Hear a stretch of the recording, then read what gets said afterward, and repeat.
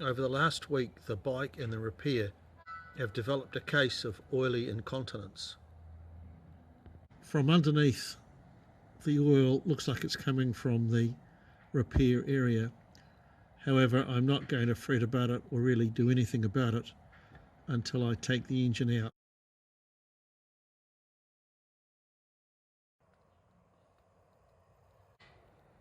I have the service manual open on my laptop while I disassemble the bike. Fuel tank is removed. Now to remove the air filter. I've already unscrewed the hoses.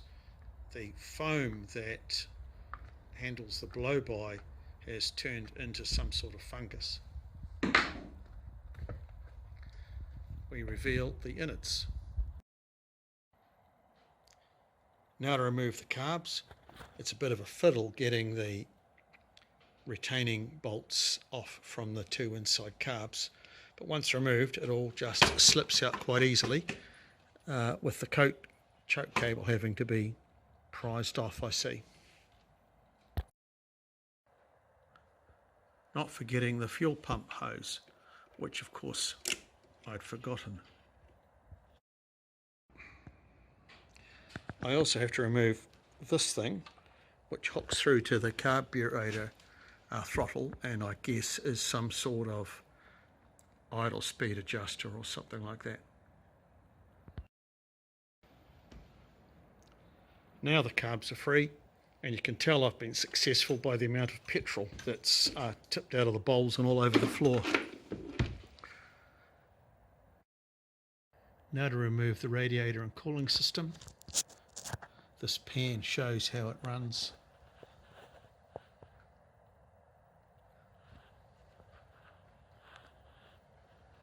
This tube runs from the lower radiator pipe to the oil to water intercooler. Green puke, always green puke. While I'm down here, I'll remove the rear set, which was a victim of the original crash. The damage from the crash went right through to the header. With the radiator away, it gives me a chance to put penetrating oil onto the header bolts, header nuts, and come back tomorrow to take the headers off when the penetrating fluid has had its effect.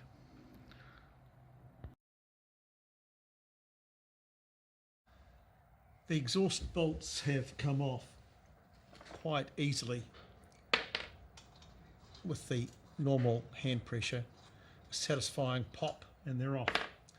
Well, this would be true except one, which is well seized on. I've been soaking it in penetrating fluid for nearly a week. It's still quite tight. I don't want to get all medieval on its ass, so I'll gently work through some options to take it out.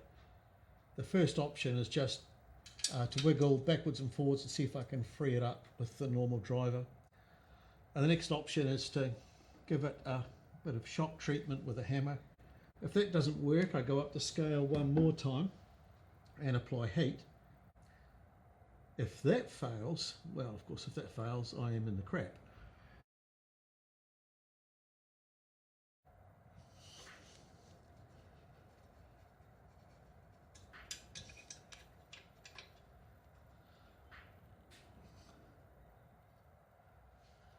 One of the secrets is to make sure that the Allen head is completely clean so that the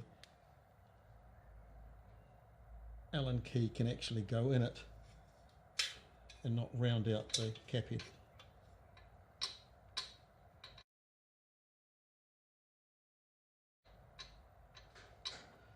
Right, let's try a few minutes of this.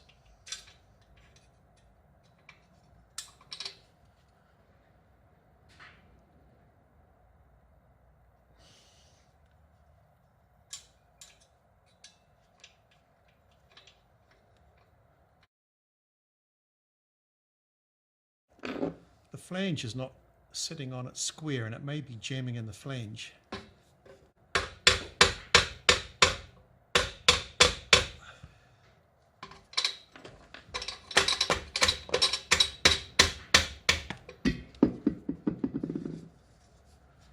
That flange is still tight.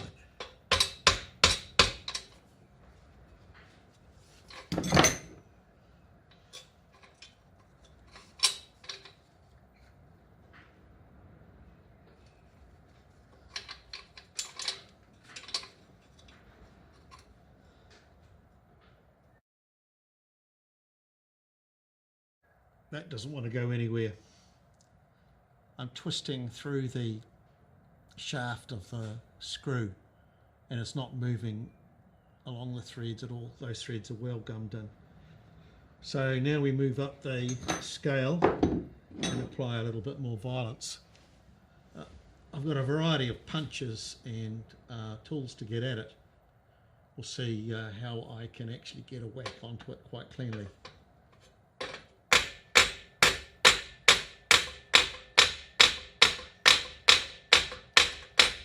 Don't try this at home, folks. A little bit sideways as well. And from underneath. And from this side. Back to the wiggle woggle.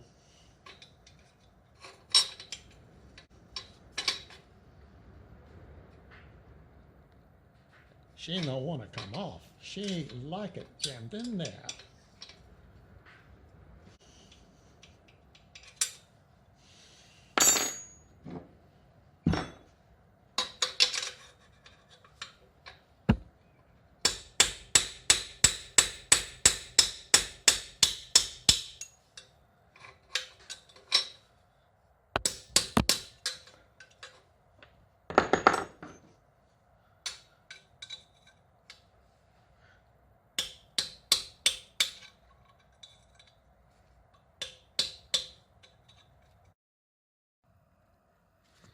Here's the array of weaponry that I've brought to the fight, including propane gas blowtorch. I don't have acetylene, so I can't get it that hot. But then again, it's fitted in the bike, so I don't want to put too much heat in there at the moment. I've also included ice so that I can douse the bolt head and shrink it within the heated aluminium. I've purchased the correct 6mm Allen key fitting for my impact driver, which will give a good tight fit on the cap screw so that I can get a good purchase when I whack it. Let's see what happens.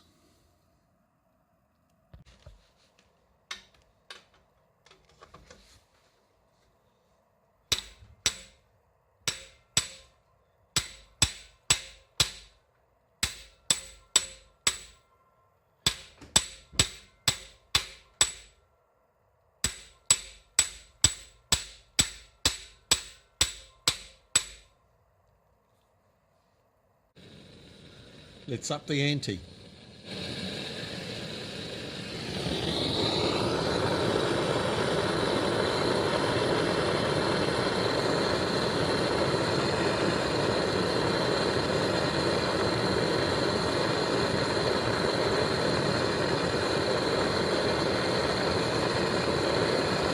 The rest of the bike is covered with a fire blanket.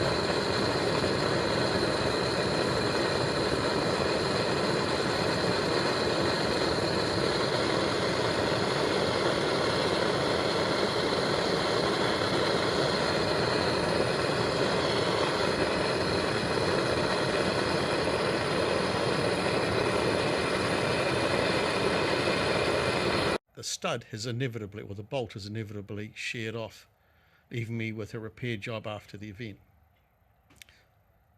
Actually, it's probably a straightforward repair job because I can drill that out with a left-hand drill and pick the threads out.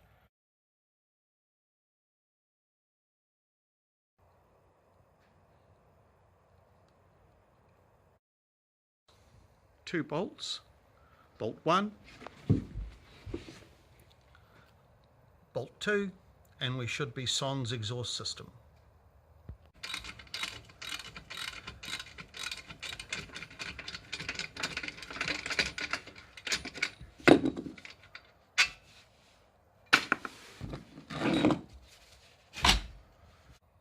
The exhaust system came off cleanly. I hope to reuse it in the car. I've seen more dented and worn exhaust systems in my life. The muffler has had a bit of a bodgy job. I don't quite get what was going on here. The Jubilee clip held in place those screws, which have got a piece of fiberglass underneath them, but in fact they're not fastened to anything.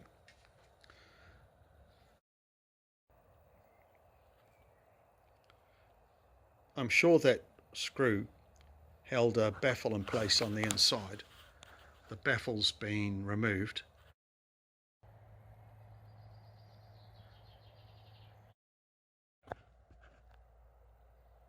Don't laugh. When you're working in a garage by yourself, you have to improvise. Strong arm on the engine sprocket nut. Other foot on the brake. This is going to be a crazy version of a motorcycle kickstarter. Piece of cake.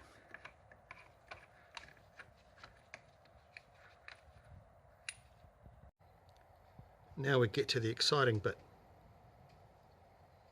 I'll remove the bolts there. The engine should then swing on the head retaining bolts, on the bolts at the top. It should swing in that direction as I gently lower it on the jack so that the crankcase ends up sitting on the two blocks and the hydraulic jack. I'll then prop it, make some adjustments, and either lower it further or pull the bike away from around it. Good luck. I'm working like a one-armed paper hanger here. So far the plan is coming together. The engine has swung clear of the mounts at the back, is resting on the wood on one side, and I'm now removing the bolts that mount the top of the engine, and hopefully I can just lower it all down gently. I don't have to lift the bike over the engine or lower the engine under the bike. I just have to turn the bike on its side and lay it over it with the engine standing. And there we have it. One live engine, one dead motorcycle.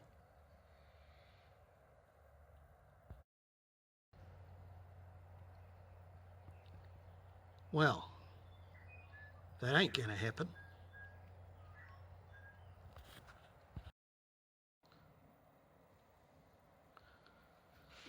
The engine is out.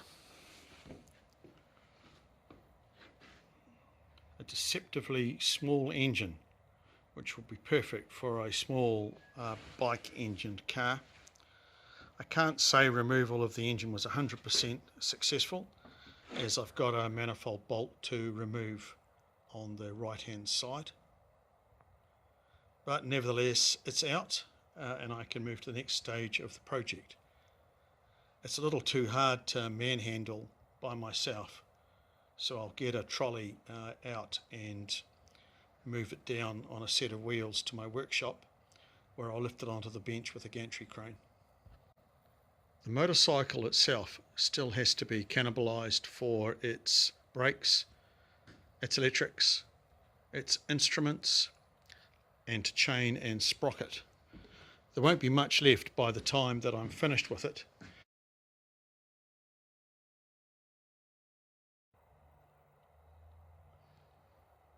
And finally, in a local garage production of Silence of the Lambs, we have the Hannibal Lecter hand trolley,